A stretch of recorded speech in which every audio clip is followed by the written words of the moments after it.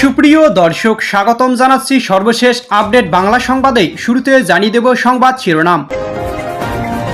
দেশ জুড়ে একে একে খুলেছে আওয়ামী লীগের কার্যালয়। ত্রয়োদশ জাতীয় সংসদ নির্বাচনের পর পরিবর্তিত রাজনৈতিক প্রেক্ষাপটে ঘুরে দাঁড়াচ্ছে আওয়ামী লীগের নেতাকর্মীরা। এর অংশ হিসেবে দেশের বিভিন্ন জেলা উপজেলা 1.5 বছরেরও বেশি সময় ধরে বন্ধ থাকা আওয়ামী লীগের কার্যালয় ফের খুলেছেন তারা। জামালপুর জেলা আওয়ামী লীগের কার্যালয় খুলেছেন দলটির কর্মীরা। এর আগে রাজধানী ধানমন্ডিতে দলীয় সভাপতির রাজনৈতিক কার্যালয় ফটকের সামনে জাতীয় পতাকা ও শেখ মুজিবুর রহমানের ছবি রেখে স্লোগান দেন যুব মহিলা লীগের কয়েকজন নেত্রী।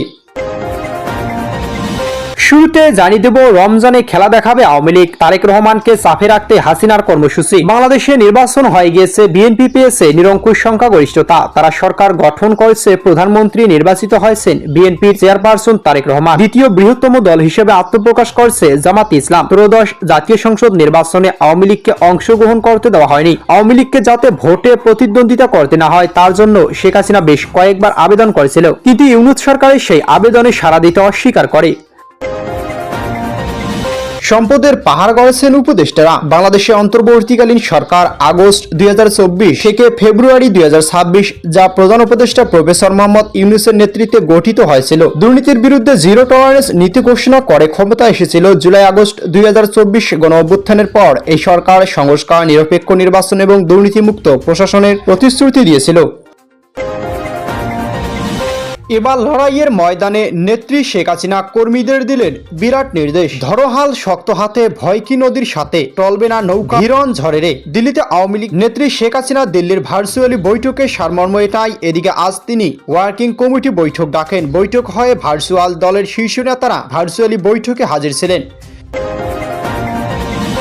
এতক্ষণ শুনছিলেন সংবাদ শিরোনাম, এবার জানাবো বিস্তারিত। দেশ জুড়ে একে একে খুলেছে আওয়ামী লীগের কার্যালয়। ত্রয়োদশ জাতীয় সংসদ নির্বাচনের পর পরিবর্তিত রাজনৈতিক প্রেক্ষাপটে ঘুরে দাঁড়াচ্ছে আওয়ামী লীগের নেতাকর্মীরা।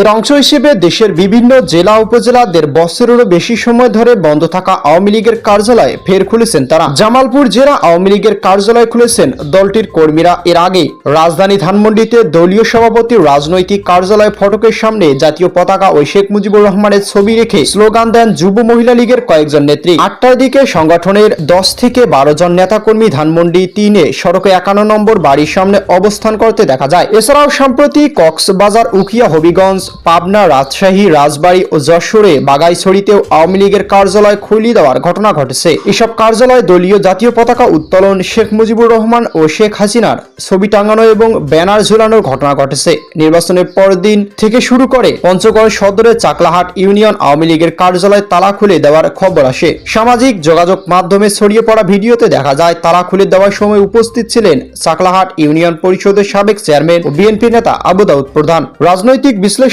জুবাইদা নাসরিন বলেন, আমার মনে হয় নির্বাচিত সরকার এসেছে এবং এখন তাদের কাছে রাজনৈতিক স্থিতিশীলতা গুরুত্ব পাবে। আওয়ামী লীগকে ছাড়া বিগত সরকার নির্বাচন করে গেছে, দলটির কর্মী সমর্থকরা দেশে আছে এবং অনেকে কারাগার। সব মিলিয়ে রাজনৈতিক স্থিতিশীলতার স্বার্থে দলটির কার্যালয় খোলা বা স্বাভাবিক রাজনৈতিক কর্মকাণ্ডে সুযোগ পেলে তা ইতিবাচকই হবে। ঢাকা বিশ্ববিদ্যালয়ের শিক্ষক মোহাম্মদ মফিজুর রহমান বলেন, গত সরকার আওয়ামী লীগের কার্যক্রম নিষিদ্ধ করেছে, নির্বাচনে অংশ নিতে দেয়নি, কিন্তু তার মানে এই না যে দলটি সবসময় নিষিদ্ধ থাকবে। আবারও আওয়ামী লীগ অন্তর্বর্তী সরকার গ্রহণ করেনি, কিন্তু নির্বাচিত সরকার তারা প্রত্যাখ্যান করেনি, শীঘ্রই গ্রহণ করতে পারে।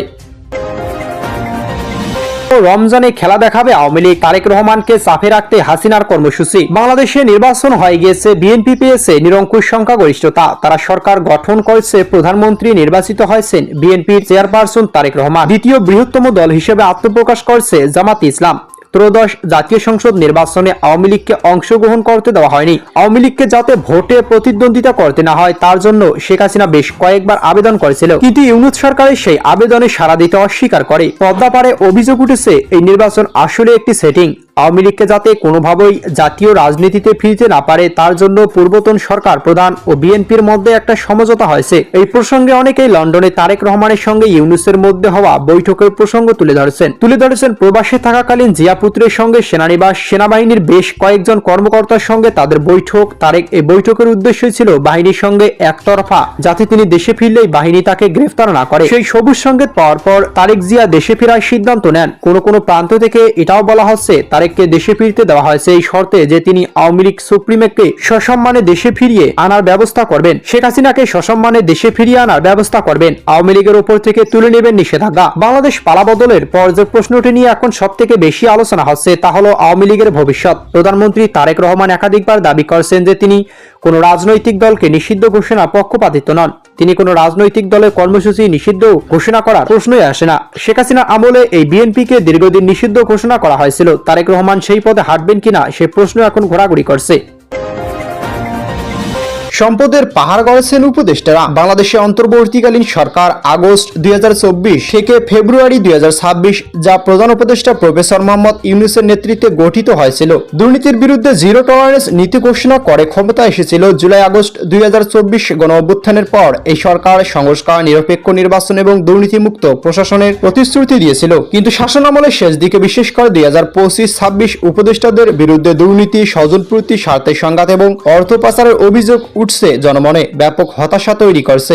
এসব অভিযোগ, মিডিয়া রিপোর্ট, রাজনৈতিক দলের নারী দাবি ও নাগরিক সমাজে সমালোচনা বারবার উঠে এসেছে। যদিও সরকারের পক্ষ থেকে বেশিরভাগ অভিযোগ ভিত্তিহীন বা রাজনৈতিক উদ্দেশ্য প্রণোদিত বলে উড়িয়ে দেওয়া হয়েছে। কোন চূড়ান্ত আদালতি রায় বা দোষী সাব্যস্ত এখনো ফেব্রুয়ারি 2026 পর্যন্ত প্রকাশিত হয়নি। সূত্রের খবর, রাষ্ট্রীয় কোষাগারে অর্থ বারবার বিদেশ গেছেন ডক্টর ইউনূস। 2024 সালে অন্তর্বর্তীকালীন সরকার গঠনের পর থেকেই ইউনূস তার নিকটজনদের রাষ্ট্রীয় গুরুত্বপূর্ণ পদে বসতে থাকেন। তার এই ধারাবাহিকতায় শপথ নেওয়ার পর ইউনূস সেন্টারে নির্বাহী পরিচালক লামিয়া মোর্শেদকে নিয়ে দেওয়া হয়েছে এসডিসি মুখ্য সমন্বয়ক হিসেবে, অথচ এসডিজি বাস্তবায়ন তার কোনো উল্লেখযোগ্য দক্ষতা বা অভিজ্ঞতার প্রমাণ পাওয়া যায়নি।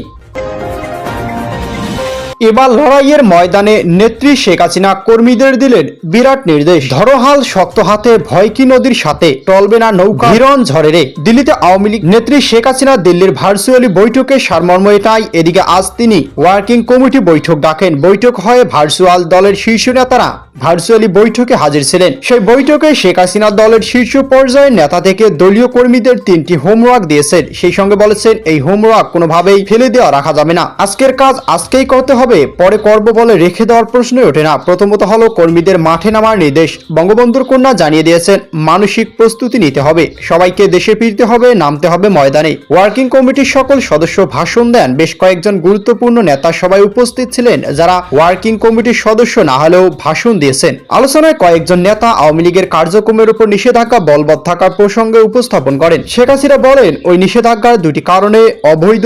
এক, আওয়ামী লীগ যেমন কোনো অপরাধ করেনি যে কারণে সন্ত্রাস দমন আইনে তাদের কার্যক্রমের উপর নিষেধাজ্ঞা জারি করা হয়েছে। 2, মোহাম্মদ ইউনূস অন্তর্বর্তী সরকার ছিল অবৈধ সরকার, সেই সরকারের নির্দেশ কখনোই বৈধ হতে পারে না। এরপরই শেখ হাসিনা বিএনপি সরকার নাম না করে বলেন আমরা আশা করব বর্তমান সরকার এই অবৈধ নিষেধাজ্ঞা প্রত্যাহার করবে, যদি না করে তখন আমরা আমাদের মতো করে সিদ্ধান্ত করব, কর্মসূচি ঘোষণা করব। বৈঠকে নেতারা দেশের পরিস্থিতি নেত্রীর সামনে তুলে ধরেন। যে নেতা যে এলাকার দায়িত্ব আছেন তিনি সেখানকার পরিস্থিতি নেত্রী জানান। নেত্রী এবং নেতারা বলেন যে নির্বাচন অনুষ্ঠিত হয়েছে তা একটি প্রহসন মাত্র। এই সময় শেখ হাসিনা দেশি বিদেশি পর্যবেক্ষকদের ভূমিকা নিয়ে কটাক্ষ করেন। তিনি বলেন বেশ কয়েকজন পর্যবেক্ষক বাংলাদেশে দাঁড়িয়ে বলে এসেছেন খুব ভালো নির্বাচন হয়েছে, তারাই আবার নিজেদের দেশে ফিরে রিপোর্ট দিয়েছেন 12 ফেব্রুয়ারি বাংলাদেশের নির্বাচনের নামে এক সাধারণ নাটক মঞ্চস্থ হয়েছে।